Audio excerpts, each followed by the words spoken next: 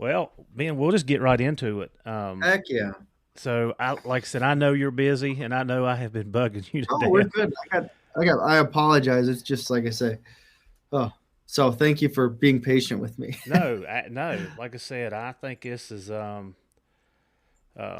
good. So, like I said, I'm, the last time you and I talked, we talked about OnX, and like, I mean, it just reiterates that I use it daily. Like, I Yeah, mean, daily in my personal life, professional life. It don't matter.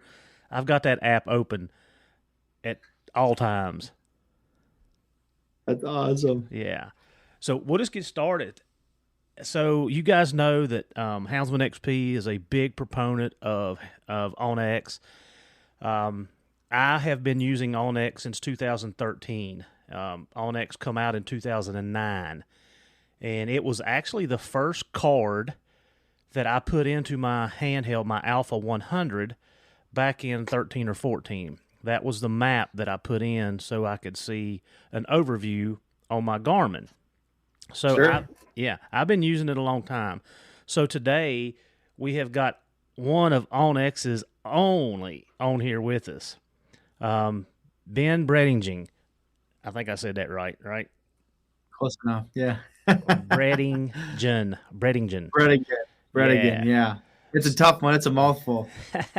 So Ben, just give us a little rundown about who you are, what you do, and we'll kind of get into Sure. this thing. Yeah. So, like you said, I work for OnX, and kind of my role within the company is I focus primarily on everything that pertains to birds and dogs. So, two things that I really like. So whether upland, waterfall, and then sporting dogs, kind of across the board, um, is kind of my role. A lot of marketing, working with podcasts such as yours, um, conservation organizations, Delta, Ducks Unlimited, Pheasants Forever, as well as just kind of representing our customers within the app. So making sure that they have the tools that they need to be successful in their pursuit of this XYZ species. So that's kind of my role in a nutshell, which I can't say I absolutely love it. So it's a great job. I get to get out this time of year and hunt a fair amount. So no complaints coming from me. I'd say not. Like I said, I'm always looking for a retirement gig. Me four too. 4 years and 10 months, and I'm Yeah. busting this popsicle stand wide open. Like See, I bet we could switch jobs and you'd be way better at mine than I would be at yours. I don't know. I don't know. Uh, So Ben, I know you're an avid bird hunter. Like I said, I can see the stuff in the background, the guns, the tail fans. Just tell us a little bit of your. Um, I guess that would be a passion for you, and I know you and I have talked a little bit about dogs before. So tell us about your hunting background, and then let's get into the dogs. What kind of dogs you have, how you got in your love of dogs, and kind of run down that route. Sure. Yeah. So, I guess my story is pretty typical for, at least it was more typical than it is now in terms of how I got into hunting. My grandpa, dad, kind of everyone hunted. It was just a culture that I was brought up in. So, um, I didn't know any differently. It was just something you did. So, but I had I guess a tendency to overdo it. I love to hunt. Like I had a younger brother, and he kind of took to it, but for me, at a young age, it was like this is what I'm gonna do. So naturally, um, I just kind of followed that throughout my whole career. So it's something I've always loved to do. And um, we got a first dog when I was 6 years. It was one of I think actually my dad's first bird dog as well. It was a German short hair pointer, Mm. and he was just a hell of a bird dog. He was a terrible canine citizen, but an awesome bird dog. He was just a typical short hair, just a menace to society, ripping off siding, just so much energy, bad shit crazy. Yeah. um, But man, in terms of a bird dog, he was great. So as a 6-year-old kid, I jump on my bike. I had a old gun stock my dad took off. I don't know where he got it from, but like some Soviet era SKS or something like that, and had the wooden stock. And then I did tape conduit barrels to make a shotgun and a makeshift shotgun, and go take the dog on my bike. And at the time, we had ample pheasant cover within a bike ride from my house, so I'd go out and we'd go find birds, and that's kind of how it started. So. And as it's progressed, now I have 5 dogs right now. I've got some versatile dogs. I've got 2 Deutsch Drahthaars, which I've ran through the whole JGHV testing system. And now I've kind of moved on to, I still have the Drahts, but I have an English pointer, a setter, and then also a Catahoula as well. And she's now that Catahoula, she's 14 years old. So she's old, but pretty much all bird dogs at this point. So what did you use the Catahoula for? So she was nothing really. Yeah. Okay. I mean, she did a little bit of hunting, but she was my wife's dog. So it's funny because one of the first dogs that I actually hunted, I had went to plot days down in York, South Carolina, and this guy had a litter of pups. And of course, I was green, had been in it maybe a year and a half, 2 years maybe, and I ended up buying a half plot, half Catahoula. And of course, mine took more after the Catahoula part. He was really gamey. If he could get his mouth on something, he was going to do that. But as far as the other part of it, mediocre at best. But yeah. So I've had a Catahoula mix in some of the stuff that I hunt. Oh man, that's something that I know if I would get into, it would just be like, I've got a very addictive personality where it's like, and it's not like 1 foot in type deal. It's like, if I'm going to do it, like nobody needs 5 bird dogs necessarily, but here I am. So what would that, now I'd have like, if I got into that side, I'd have like 15 coonhounds. Well, I'm knocking on 14, and I keep telling myself I don't like to have that many dogs. I've got 14, and I've got 4 puppies, so I've got 18 total if you count the puppies. Mm-hmm. And I literally need to downsize. And every day that I look at my dog, pens, I'm like, but man, like that young dog is doing so good, and that young dog is doing so good, and so if I sell 2 of my dogs and something will happen to another one, and then I'm going to need them dogs back, and I just keep running in this circle. I'm like, I don't, I'm going to put my fingers in my ears because it's like, oh, well, this is a great opportunity to get involved in the coonhounds or whatever. So when y'all hunted before the dog, what led you to the GSP and down the bird dog route? Was it because of the cover and stuff that you had, the opportunities, or? Yeah. So we had done a lot of, growing up, did a lot of pheasant hunting.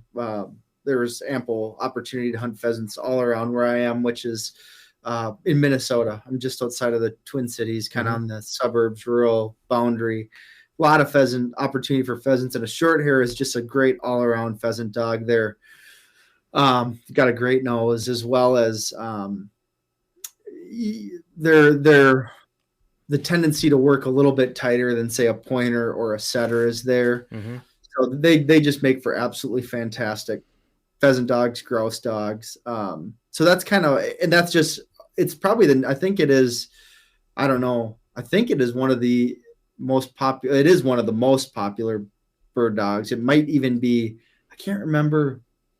It's right up there with a lab now, for sure. If you're talking pointing dogs, it's the most popular.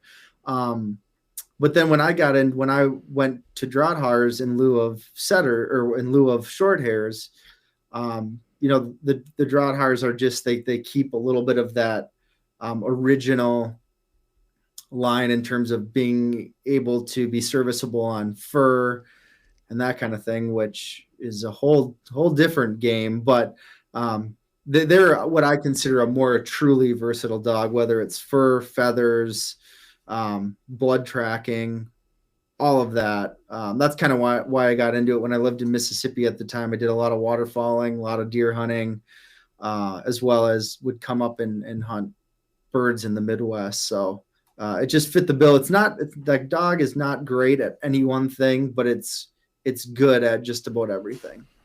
Yeah. So, I run a canine training group. I've got 16 dogs that I oversee. And in the last, the last 5 years for sure. So I've got some 4-year-old dogs, but 7 of the dogs in my 16 are pointers. We're running. Pointer.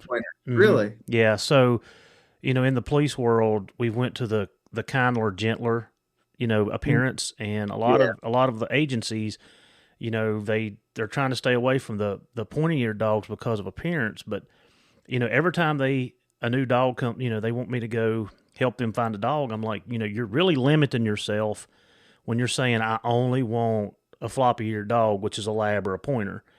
Mm-hmm. So it's tough, and it is what it is. And I'm seeing too that, I've interviewed Jason Carter, who does NAVDA, Jeremy Moore. I think Jeremy. Yep, I know Jeremy. Tyler Smith, and went over to the lab world, and I've interviewed Jen Romquest. He works for Drake Outdoors. Well, Drake now, yeah. Yeah. So I've interviewed a lot of the bird retriever and the pointing dog guys, and I've learned a lot to help me train my guys better. But one of the things where we've made a mistake, and moving forward we will not do this, is I do not like the pointers that we have in our group that are out of the competition bloodline. Mm. Hard head up. Well, that's what they're bred to do, right? They're bred to be. They're not they don't have a tracking bone. Yep. They shouldn't have a tracking bone in their body. It should be a true scent dog, head up. That's how we want them to run. And they do. And when we go into tracking, and because we use them for detection work and tracking, new handlers, they struggle so much trying to read their behavior because they're constantly in the air, and they'll chase odor to the fringe. And when they hit that fringe, then they'll work themselves back into odor, and then they'll chase themselves back out of odor to the fringes. And for new handlers, that's really, really hard for them to understand because they don't know the bloodline. They've never hunted behind that dog or seen it in action. So yeah, it's tough. And we've got a couple of pointers that, the way Jason explained it to me, I've got 2 bigger pointers. I mean, they're the 60, 70 pounds. One of them's a wire-haired. The other one's just a normal. But so when you're saying pointers as a group, not like the breed pointer, like an English pointer. Correct. No, they're GSPs. Okay, GSPs. Yep. Gotcha. Okay. But the two that are tracking machines operate completely different. Like they're nowhere near what the other dogs, and the other dogs are a little bit smaller, more hyper, jacked up, like kind of what you're saying, compared to the other 2. And I really like, as far as detection goes, there's no difference. The 2 bigger dogs work a little slower and methodical. The smaller dogs are like rats on acid, man. They're pop, pop, pop, pop, they're gone. They're searching the car. Like, but as far as detection work, therethere's no big difference. But in the tracking world, it's a huge difference. So what you're saying is completely 100%. Yeah. Even like, because I did a lot with, like I mentioned, with like the JGHV testing system. I don't know if you're familiar at all with, but yeah, like when you look at the last test of that system is called the VGP, which is like 30 some subjects in rapid succession. So they could go from, doing they call it search behind the live duck, where they're swimming, they're tracking this duck. They have to be, I mean, you pretty much want to give them a bump of cocaine or something before they start, just so they're amped up. And then they could go into an 800 or a 400 meter blood track, that is a totally, you want that dog. I mean, probably similar to what you're doing, Heath, is like, you want them focused. You want a nice, calm, sound mind, and focusing on that track. So, like a lot of those versatile dogs, they have that on off switch where I can't even get my English pointer, my pointer to like, dude, we're trying to find a dead bird over here. And he's just like, nope. Gotta go find more birds. Like, I don't care about this. We got to go find more birds. Like, one track mind. So yeah, I can see how that could pose problems for what you're trying to do. Yeah. But you're talking about the draughts on the, yep, draw hars. Yeah. Chad Reynolds is another one of our team members, and that's what Chad runs. He's got some draughts, and he does the same testing you're doing. Yep. Sure. Yeah. So good. Dogs are, they're a part of our life. I mean, like I said, I taught a class last week, and I get a lot of questions, and it's a lifestyle. It's a lifestyle for me, and I can tell. But just talking to you, it's the same thing with you. I mean, I don't know what I'd do without a dog. Like, I'd probably go crazy. Well, so I always tell people that I honestly might not truly, but I'd probably be retired and have a lot more money. But I don't know what else I'd do with myself. Like, you just get it. It's just your life. Like, it's not a rifle or a bow or a shotgun where you can set it up on the shelf at the end of the day and be like, no, I'm fishing full time. It's like, no, it takes your life, especially, and granted, I don't have that many, but with 5 or 15 dogs, like, there's always something you need to be working on. A dog sitting idle is regressing. You're not advancing. So yeah, it is 100% a lifestyle. And I just catch up on that, and then we'll move into the next stuff because we can talk dogs all day. But I tell the agencies that come to me for to put on schools for their dogs. I put on detection, tracking, or apprehension, explosives, whatever they need. And then they're like, well, so we do maintenance training. So it's like we do 16 hours a month. So every other Monday, we train as a group, and a lot of the agencies that are short-staffed and stuff, like, well, does he really need to train that much? And I'm like, would you allow your kids to play football, basketball, baseball, volleyball if they didn't practice? Like, that's the same thing. If you just get the dog certified, up and running, and then you put him in a kennel or you put him in a car and drive him around for a month or two, that dog's not where he needs to be. No.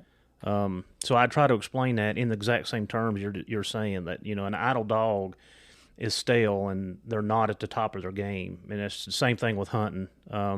You talk, so I've got a litter of pups right now that are 12 and a half weeks old. And, every morning when they come out of their pen, they have to track to their food. I'm teaching them how to trail. So I want them to use their nose to follow scent. That's it. I'm not trying to beat the world down.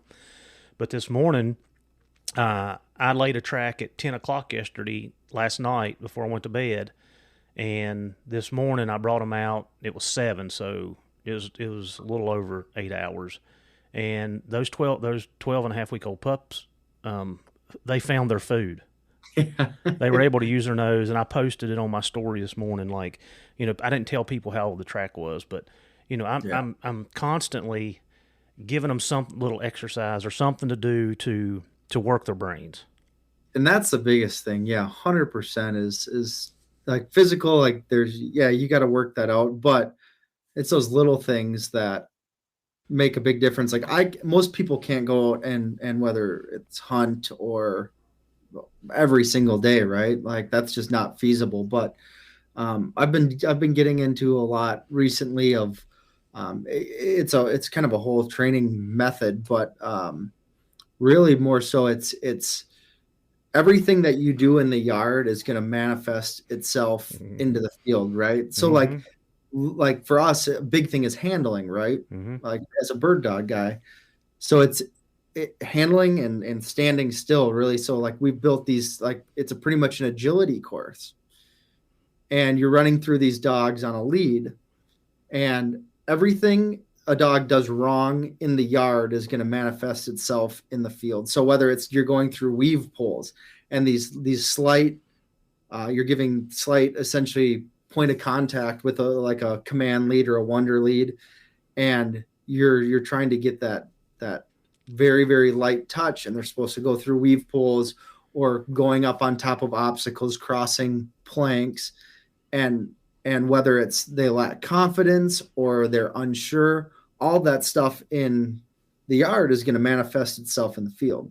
Whether that's the dog isn't handling. Well, if he's not going to handle on the course, he's not going to handle when you let him go 200 yards away. So I put a lot of stock into that. Like, yeah, I don't have time. I've got a young child and a family and a job. So it's like, I can't be out training all the time, but just to even get them out and that little mental stimulation every single day, like you were saying, it cannot be overstated. So. Yeah, I've said it before. 5 minutes a day works wonders, and 5 minutes is during the feeding time. Like, I can use that feeding time to teach the dog patience, like what you're doing. I've got these pups, like when I don't do a track or I'm not trying to teach them to load or lead or whatever, they have to be patient. They have to sit quietly and make eye contact with me, which is kind of my canine stuff coming out. Yeah. And once I see that they're paying attention to me, then I lower the food down. When the food sets, they can maintain eye contact, and then I'm like, yes, and then you can go eat. 5 minutes. 5 minutes a day is all it takes. Well, the best quote I've heard, and I can't remember if it was a Rick Smith quote or whatnot, but a dog is always learning something regardless if you're teaching it or not. That's right. That's exactly right. He is going to self-satisfy himself. That's right. Mm-hmm. Yeah. So, all right, Ben, let's get into some OnX. For sure. Like, I mean, on my advertisement, I say it, I literally have this app open daily. And I've used it so much that it's kind of, I forget about it. Like, I don't mean forget it. Like, I've got it open so much that I don't even realize I'm doing it that much. Mm-hmm. I know you guys have kicked out some new stuff. Want to touch on that. Well, we want to touch on the overlay of the food sources. Mm-hmm. And I mean, I'm going to tell you guys a couple stories from my work that I've actually used OnX, and I can tell you a lot of hunting stories where I've used it. But man, I've got some pretty cool stuff that I've done at work with it. So that's awesome. I know you guys just rolled out the linking it to your the trail cams. Yeah. So, I mean, if there's somebody out there that is listening that doesn't know what OnX is, you should probably lift up the rock that you might be living under, but man, it's just such a powerful tool. So what it is we'll just, I always like to make sure, because we take it for granted because we use it all the time. And it's like you said, it's ingrained into your daily routine. But if you don't know what it is, it's an application on your phone, GPS based mapping app. So essentially it would be like a Google Maps, but with a lot more features dedicated towards hunters. You kind of at the crux of it is private land and public land overlays. So you can see who owns dang near everything. If you're a public land hunter, you can see you're on public land or that you are on private land. And like you were getting into, Heath, there is a slew of other layers and tools that you can use to help you be more successful, whether you're out hunting or a lot of other things like I'm sure, Heath, that you use to make your job every day easier. Yeah. So while we're talking about land overlays, and I know that you and I had talked about this before, but just for our listeners, so it is very common when I'm using this app in certain locations, different counties, that when I click on a parcel and it gives me so-and-so owned this land, and I know that land was sold because that's my home area, and it still shows the original owner. What is, and explain to the listeners why the updates sometimes take longer than normal. Yeah, 100%. So we are on what's called continuous delivery for a lot of the counties. So what I tell people is the information we get is only as good as the county provides. So a lot of the times one county, they might update every other week, and some counties might not update their information online for years. So there's a huge discrepancy in land ownership data for a lot of these places where there's some counties in rural parts of the country that it's just not a priority for them, right? So that's where you'll see a lot of this outdated, but a lot of the stuff most of the country is updated about twice a year. There's places like in Montana that are monthly. It just really depends where you're at. The Journey on HoundsmanXP has teamed up with One TDC. This dual action support for oral health and mobility in our dogs. This unique supplement is so effective that it is recommended by top veterinarian experts worldwide to maintain and improve our dog's health in 4 different areas: their oral health, hips, joints, and muscles, skin, coat, energy, and recovery. Guys, I've been using this product for the last 6 months, and it has been a game changer for me. If you're looking for something to help with the overall health of your dog, go to worksowell.com and give this product a try. It is highly recommended by HoundsmanXP here on The Journey. Yeah, and that's, like I said, I've run into that, and then when I asked you the last time, it was like, oh, yeah, so the light bulb kind of went off. Like, well, this county here is probably not doing it once a year, if that, so that makes complete sense, and that kind of gives the listeners an understanding. When you click on that land and you can't get a hold of that landowner for whatever reason, that may be the issue, that it's not been updated because the county hasn't taken the time to do that. Mm-hmm. Yep, exactly. So, yeah, you've explained to us what OnX is, and it's funny.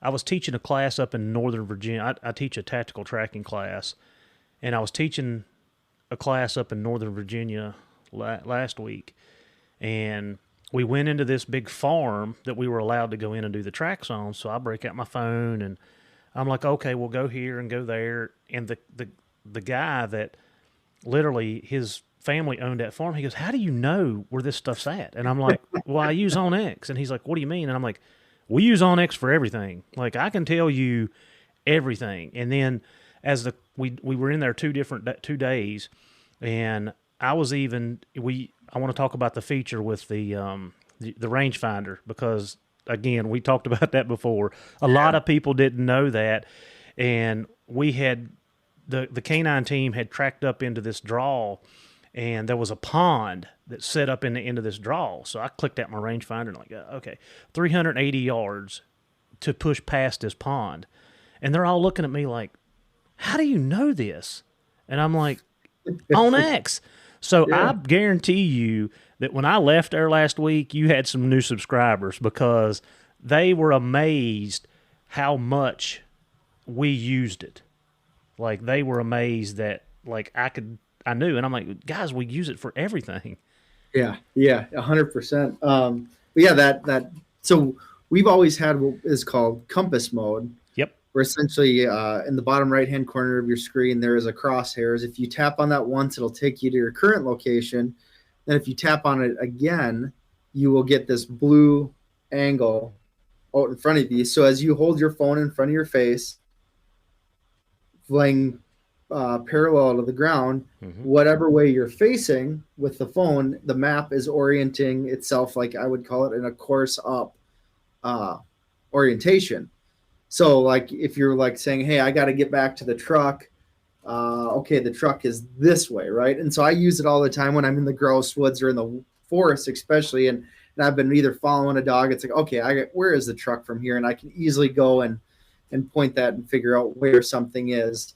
And then the cool thing, like you were talking about, Heath, is we recently added the rangefinder feature, which essentially sends a line out from your location along that same blue radius that will give you hash marks, right?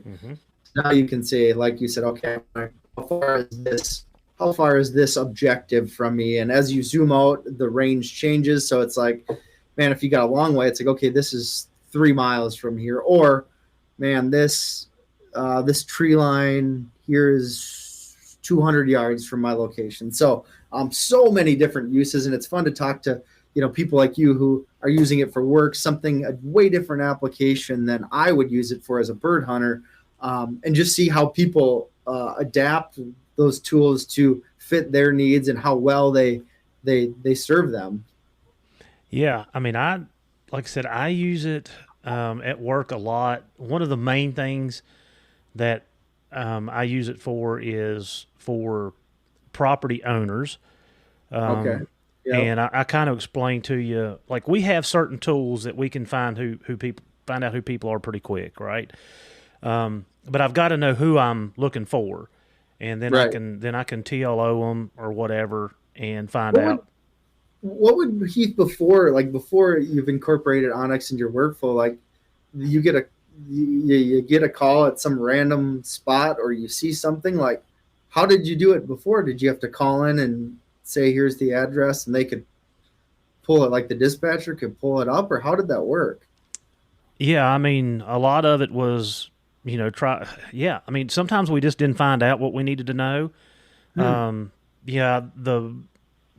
property owner, we would put in the address would come back, and it just took a longer process. OnX has really shortcut that for me, and that's why I use it so much. I had a call a while back where an employer had come to check on his employee and couldn't make contact with her. So I showed up. We started beating on the windows and stuff. Mm-hmm. We could hear her inside mumbling. She could contact us. So I really didn't want to kick the door in. Property owners do not like that. So anyway, I mean, I literally go back to my car, hit my phone, OnX, okay, this is who it belongs to. I holler at dispatch and say, can you TLO this person? Well, they TLO'd them, which means they can look them up. Got a phone number. Call them, and dispatch says, hey, that's the property owner. He leases it to a rental company. You need to contact so-and-so for the key. This process took less than 7-8 minutes. And the property, the rental company brought a key out. We made entry, did not tear up his property, which he was happy about. The rental company's happy about it too, because they don't have to pay their maintenance guys to come in and fix it. Right. And everything worked out. But the whole process took less than 15 minutes. Wow. Yeah.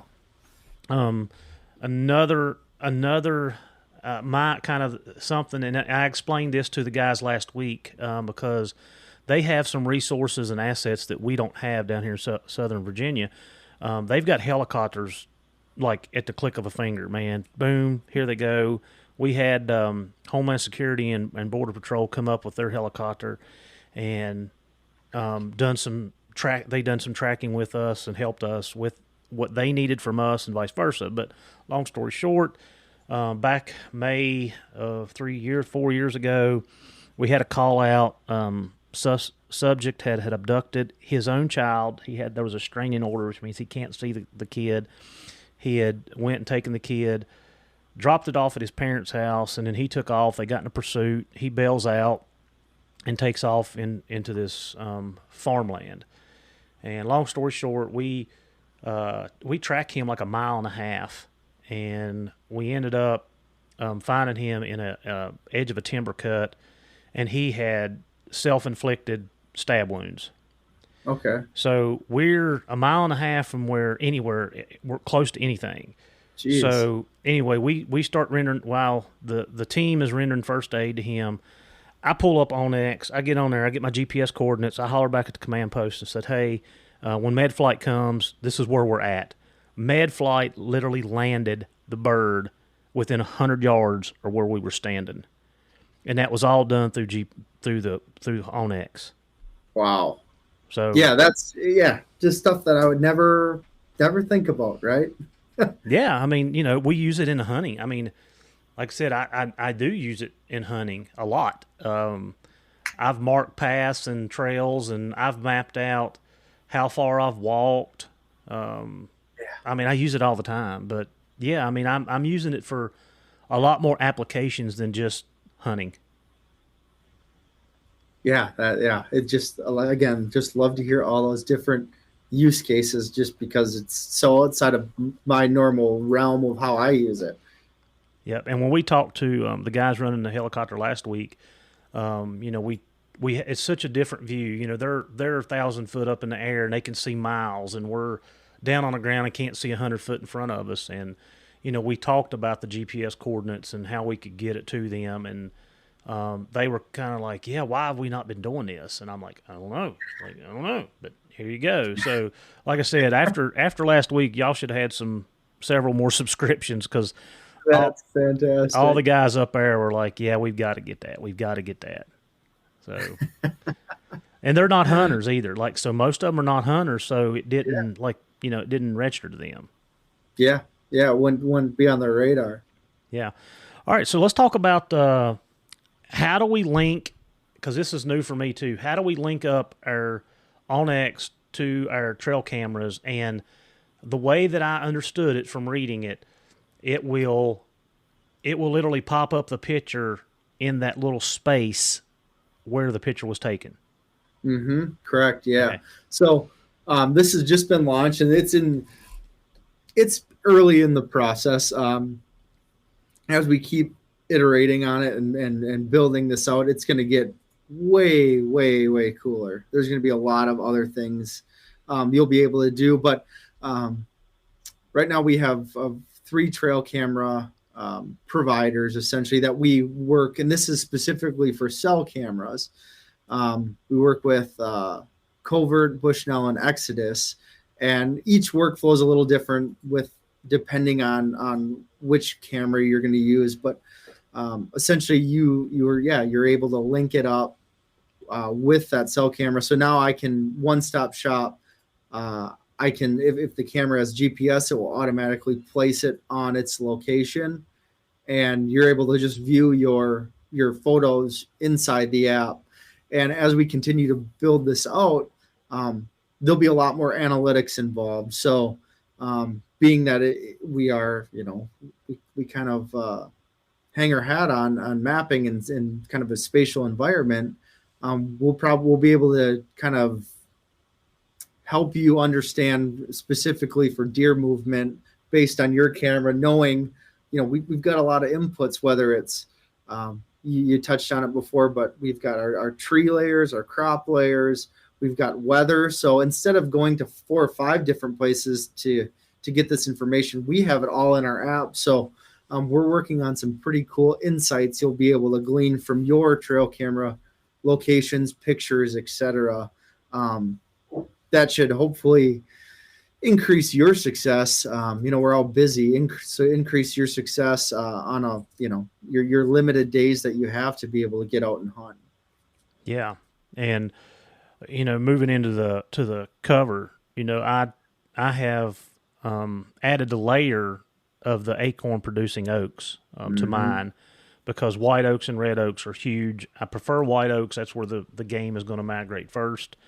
So I really use that overlay, and come to find out, I took a hike last of bear season, a pretty good hike around the mountain, and I actually marked where I was finding food, and then I went back and added a layer, and it's pretty accurate. I mean, it's not way off. Yeah, it's surprisingly accurate, and it's all done through LiDAR technology. So and I am not an expert in this field by any means, but essentially I think it's reflectivity of the different canopies, and in each species will have a different reflectivity rate, and then it's sampled on a 30 by 30 meter area. So so you could turn on your deciduous tree layer, and we've got, I think, 1, 2, probably 7 different tree species. Yep. Whether it's oak, hickory, cypress, maple, elm, aspen, whatever. And so it'll show on the map, yeah, this is based on these reflectivity rates. This is most likely going to be the X tree species. And so we've got that for deciduous, we've got that for coniferous. You can turn on, it's deciduous versus coniferous, so they will show up different colors, and that, just very handy for quickly analyzing a property and saying, okay, based on your inherent knowledge of whether it's deer hunting or turkey hunting or whatever, those edges are really important. You'll be able to quickly kind of deduce by looking at a map where likely spots are without having to step foot out there. You can do it from the comfort of your own home. So yeah, yeah, it's red, green, and orange is kind of the colors that come up on mine. Red and green are the ones that are my main colors sure. for mine. Yes. And another thing, and I really wished I could get this into my my Garmin since I buy the app. I wished I could put it into my handheld without having to buy a card, because the trail mapping system anywhere that I have been, and that means from Yellowstone to the Tetons, down east, North Carolina, West Virginia, Tennessee, those trail systems are very accurate. And that's one thing we don't get in our hunting stuff, is we don't get the accuracy of the trails with the other maps. Sure. So, yeah. And years ago we did have a map chip. It's been discontinued for Garmin now with with their latest I models. So we're no longer able to use the chip. You were able to use it in the 100, but yeah, now it's you kind of lose that component, especially if you're using an Astro or an Alpha system. And I seen an ad for a car map, like for people to bring up in their car. So talk to us about that. Yeah, so if you've got a vehicle that's got in-dash capabilities, so essentially you can use it's Apple CarPlay or Android Auto. Android Auto isn't quite done yet. That's been a process, just in terms of how Android approves or Google Play Store approves our mapping system for in-dash. But right now, if you've got an Apple device and you've got a screen on your truck that you can plug it into, you can see the same map that you would see on your phone or on your computer with land ownership. You can see your waypoints, all of that now on a larger screen. So instead of using your knee to be driving around and looking at your phone and just pretty much hopping from rumble strip to rumble strip, now you can just look at it in your dash and easily see all the same information just on a larger form factor. So makes it easy as you're driving down the road to see, who owns this, or I didn't know this place was public. So I've found a number of spots just by honestly having that up and driving past it. So that brings me to a question, and hopefully I'm not throwing you out to the wolves, but no. So on our Garmin, on our 200i or your 300, they have the Garmin Explorer. So I have my iPad mounted in my truck. I don't know if you've seen it hooked up like that. I have the iPad mounted to my truck, and I have Garmin Explorer downloaded, and then I can go in and download maps, whether it be a topo or a satellite imagery or whatever. Is there a way to put the OnX map up that would hit on my iPad? Yeah. Yep. So it's the same app. You can go and you can download the Hunt app on your iPad as well. And I don't know if you have if it's a cell enabled iPad or if it's just so it Bluetooths to my handheld. Gotcha. But it comes up in Garmin Explorer. That's what I'm asking. Like, would it come up on OnX? What come up on OnX? Your location or the location of my dogs?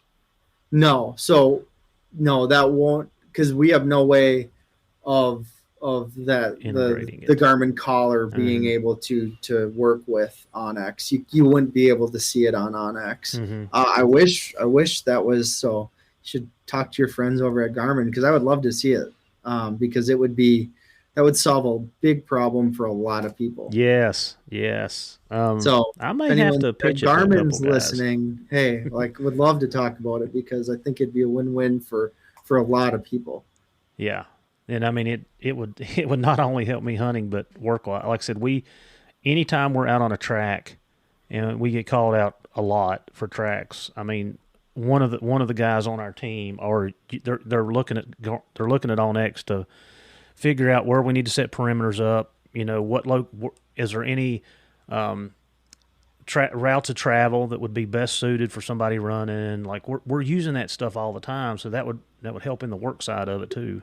Yeah, and I've done it before. So we were at a field trial, and one of the handlers, she lost her her dog had essentially ran away. She called for the tracker, and was following this dog who had got on the other side of a swamp, and just a big running dog. And essentially she finally got to her dog and was grabbed it by the collar, leashed it up, and she had left her handheld there. And got back to the truck. Is like, oh shoot, I just lost $1,000 tracker, GPS tracker. So what we were able to do is we were going, I think, I don't know if it's a Garmin Explorer app or whatever, but essentially we were able to hook up the collar, which retains all of that location data. That's right. And then I was able to export it as like a folder of GPX. Yep, GPX. That's right. And because like I was on my computer doing this, I wasn't able to do this on my phone, so I exported it, and then you're able to import that into OnX. Nice. So then she was able to go out the next day, and essentially what it looks like you can see where the dog covered, right? I mean, it's a manual process. It's not like automatically doing, which I would love to see that happen, but I was able to see the track of the entire dog. And then, these are pointing dogs. So every time the dog stops, it for more than whatever, 2.5 seconds or 5 seconds or whatever it is, it dropped a waypoint on the map. So we were able to go in there and say, okay, this is where we started.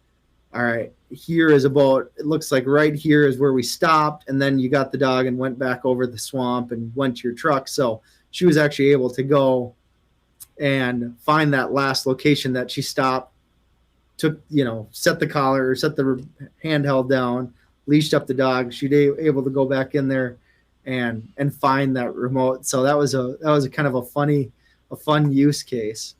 Yeah. So how did you I know how you're pulling the data from the collar.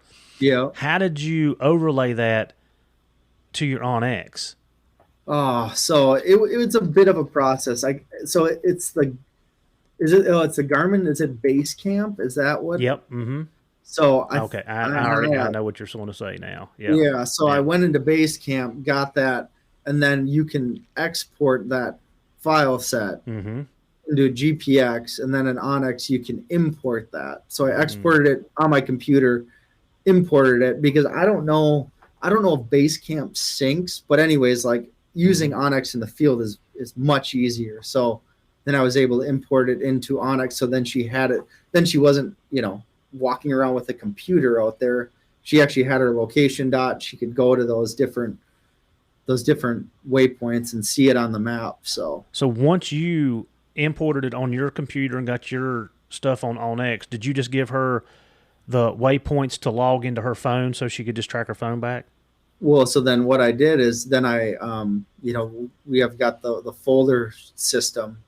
So what I was able to do is I went in and clicked on my content and created either. I selected all. There's a button that can select all content on screen, because I mean, at this point, this dog had probably stopped 20 different times along not only the trial, but also the also like just when it was running around crazy. So I selected all that content, added to a folder, and then all I did was I was able to share that folder directly with her.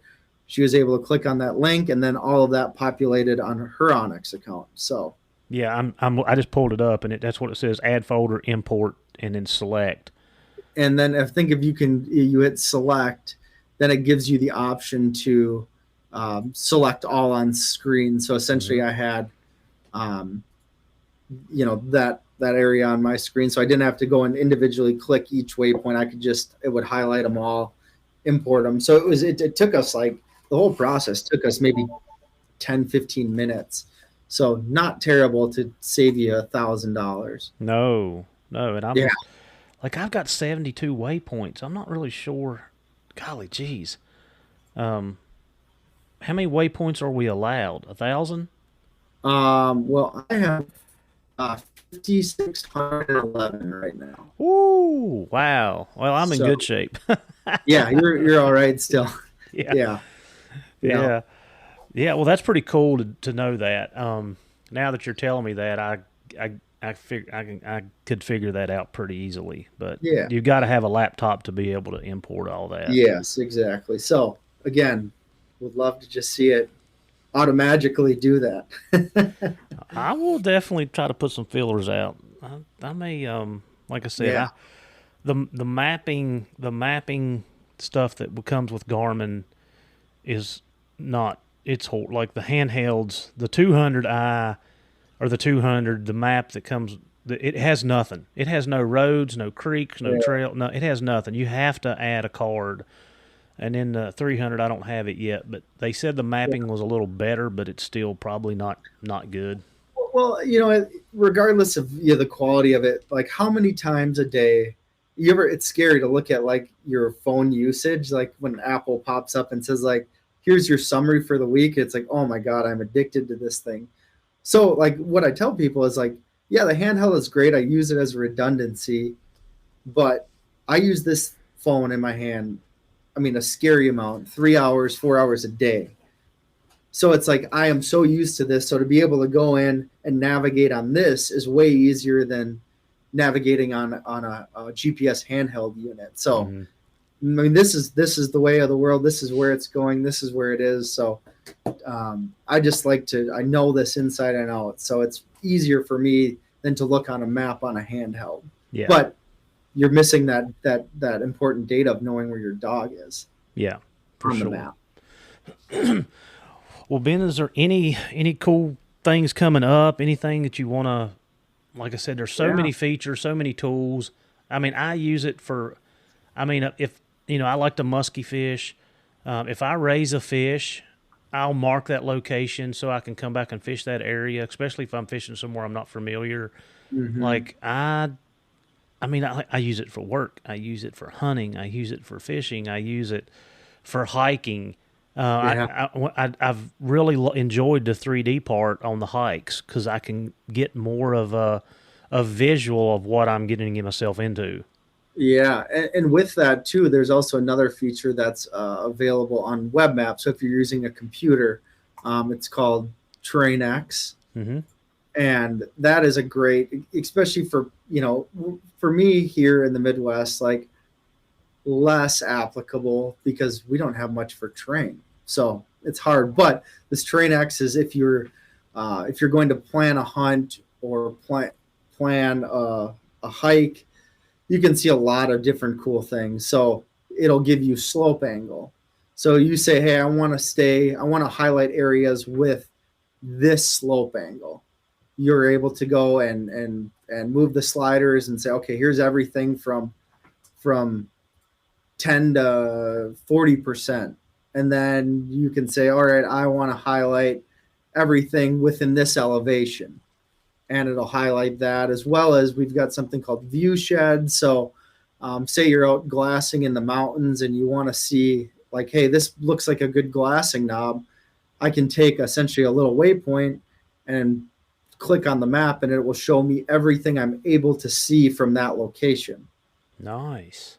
So like if you're trying to find the perfect spot to glass, you can go move this thing, and I'm doing it right now, and I can see essentially everything that's illuminated in there is what I would be able to see from that location. So great for planning your hunt. The other thing in the app too for hiking or trying to get to an area is you can use it's a layer in there that's going to give you slope angle. So it's a pretty much a color coded map of the different slopes, and so it's like, okay, I got to get from point A to point B.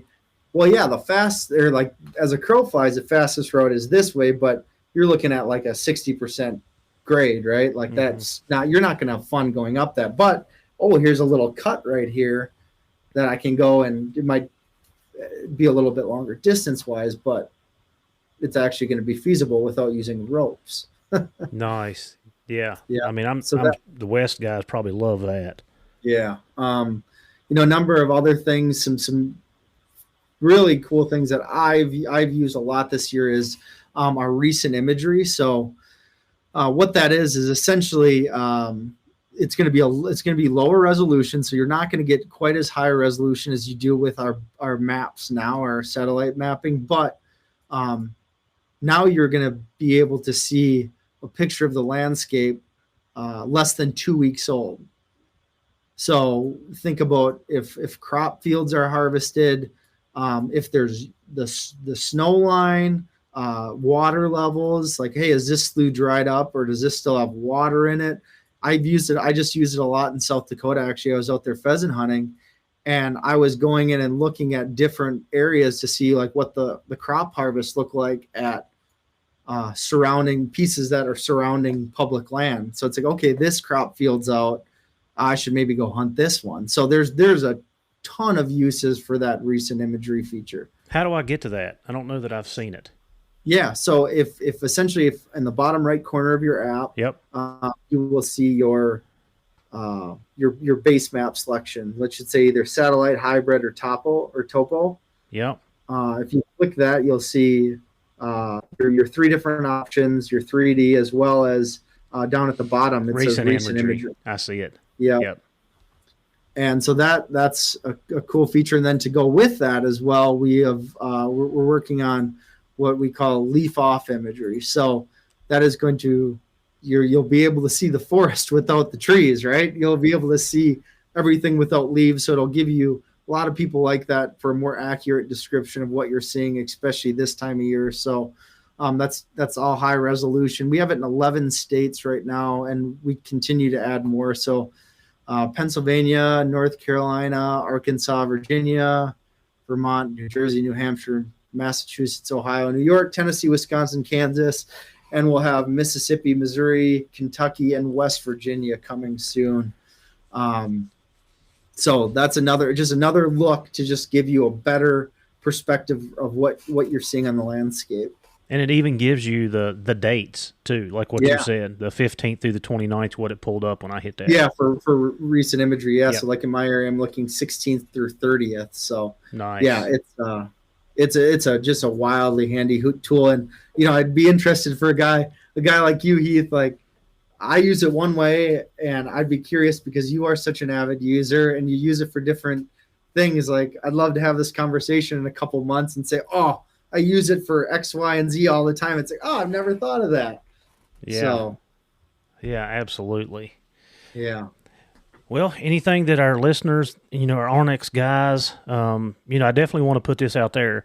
If you're a listener and you don't have OnX, go OnX and get under HXP 20.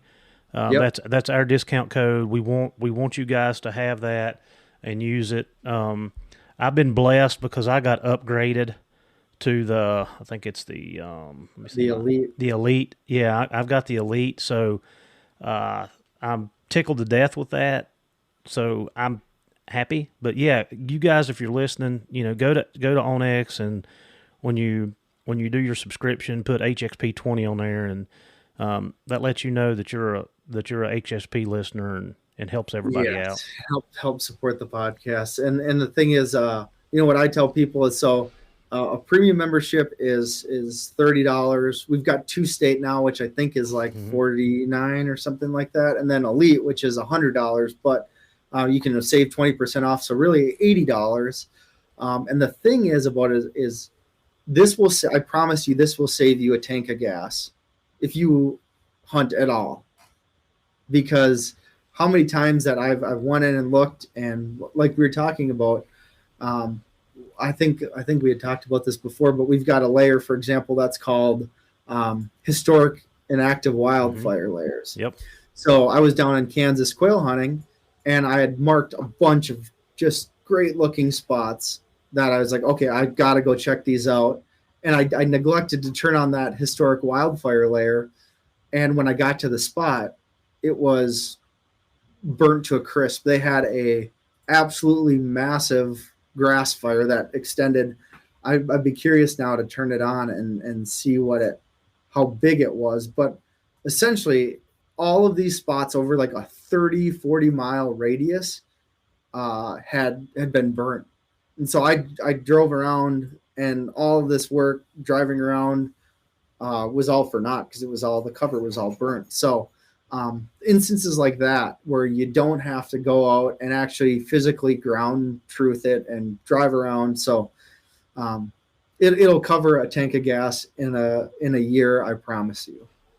Yeah, there's no doubt. Like I said, it saved us a lot of driving and footwork, actually. Like I said, I get to hunt a lot of different places, and it saves so much time. So yeah, and you get a free 7-day trial, so you can see what it's all about. And there's also a monthly product. So if you say, hey, I'm only going to use this during the fall, I think Elite is like $13.99 a month. So if you're only going to use it for a couple months throughout the year, you can buy it monthly and then cancel. So you're not charged for the whole year. So a lot of different options to be able to get in the product. And what I'll tell you is, when you get in and use it, I use it year round. I use it when I'm walking my daughter in the neighborhood, and I see somebody walking at me. It's like, oh, I know where you live. We've met each other, but I can't remember your name. I'll get on my phone really quick and be like, oh, okay, that's Aaron. Okay, got it. Hey, Aaron, how's it going? So the use cases for it are endless. That's right. Well,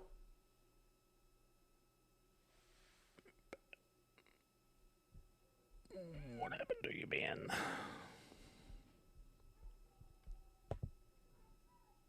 You good? Yep, I'm good now. I don't know if I hit a button or if my flailing was. You got excited.